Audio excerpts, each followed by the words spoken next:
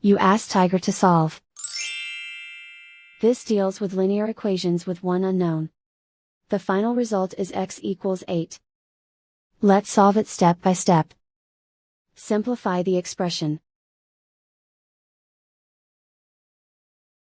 Group all constants on the right side of the equation. Add 24 to both sides. Simplify the arithmetic.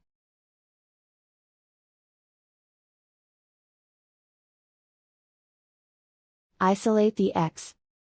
Divide both sides by 3. Simplify the fraction.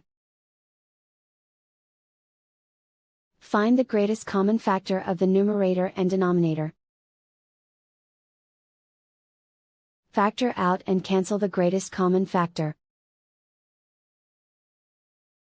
And so the final result is x equals 8.